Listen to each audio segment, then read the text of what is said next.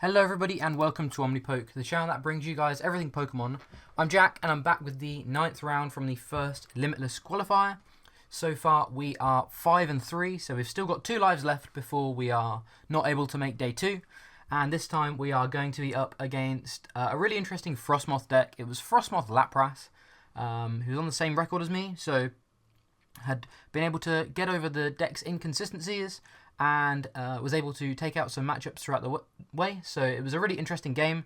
And it was nice seeing a good variety of decks, not just everyone playing the same sort of top tier archetypes. It was nice seeing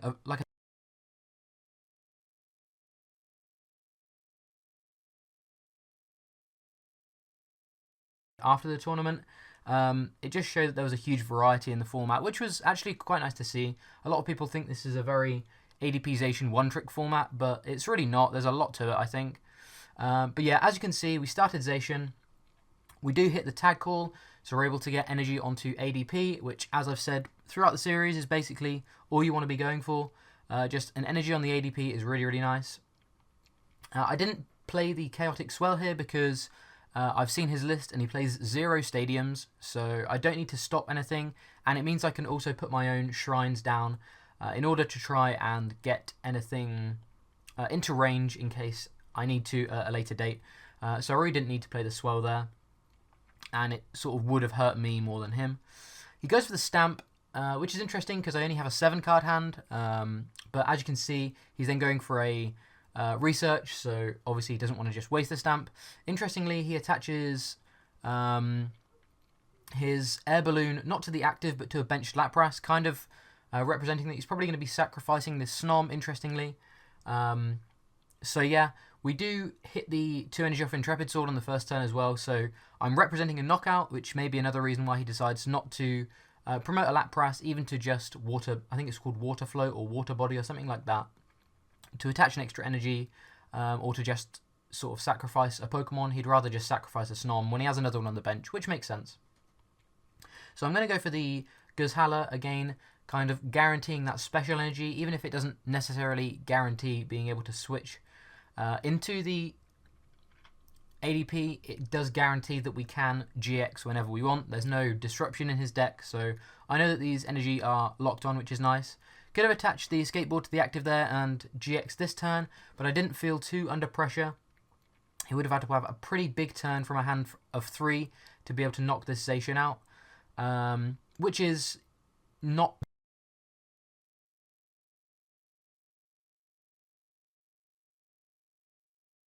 a bit more consistent than maybe some of the other earlier Frosmoth lists that didn't play too many Dedenes, but even so, I felt pretty safe being able to just throw up this, or leave this Zation active and go for an Intrepid Sword rather than really rushing to get the ADP down.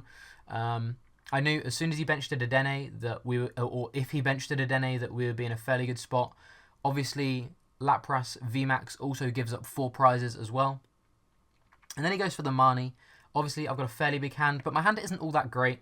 There's no switches, for example, so I'm pretty happy to see these switches. He does manage to evolve both of his Lapras, meaning that I can't just take 2 Lapras knockouts for 6 prizes. I'm going to have to go through a VMAX or 3 Snoms, which is kind of, well, 2 prizes, I should say, which is kind of sketchy. And then he does go for the Custom Catcher and then digs for the Dedenne. So as I saw now that he was willing to put the Dedennes down. Obviously, there was no other 3 prizer on the board, or no other GX that could be turned into a 3 prizer on the board.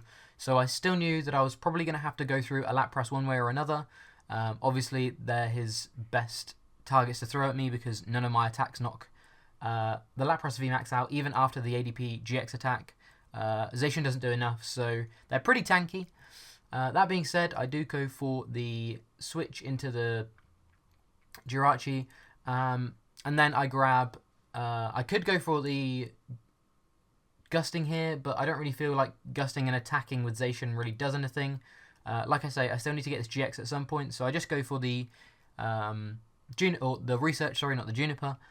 The Research to sort of guarantee more options next turn. The Mawile, sorry, would have been nice to be able to grab more Dedennes later on in the game. But overall, it was just better for me to dig to try and find some of this Gust, and I do indeed find some Gust. And then I do decide to go for the Altered Creation. I'm not in too bad of a spot because he needs, I believe it's 8 energy. What is it? 8? No, 7, 6. He needs 7 energy to be able to knock me out. He has 4 currently. Sorry, 3 currently. And actually, he doesn't do anything. He just passes. So I don't know whether that was for any reason. There's no sort of timer on friendly games, so he didn't time out. So maybe he just genuinely had a really bad hand. He represents a pretty bad hand here.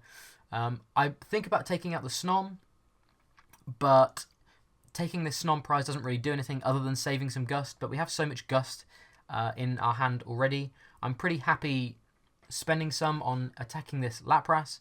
It doesn't do much prize-wise, but it doesn't mean that, one, he can't leave this Lapras active because we're going to be able to take 2 prizes, or 4 prizes, sorry, whenever he takes 3 on this ADP. So we're immediately up trading.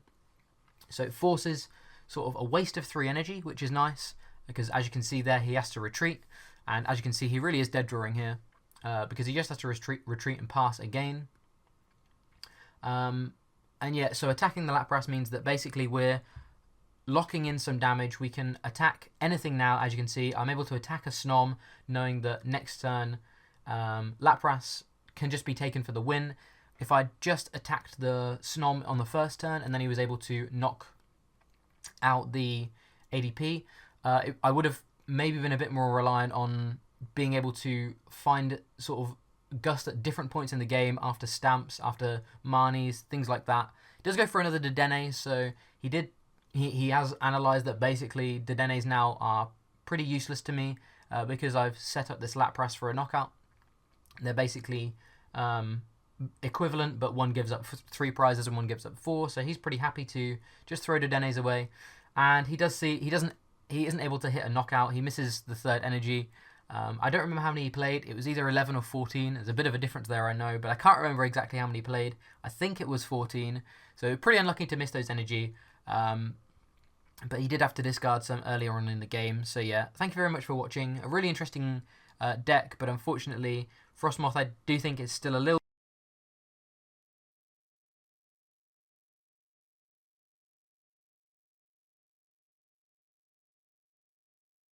Thank you very much for watching. Make sure you look out for the next round coming up on OmniPoke soon. And yeah, cheers everyone.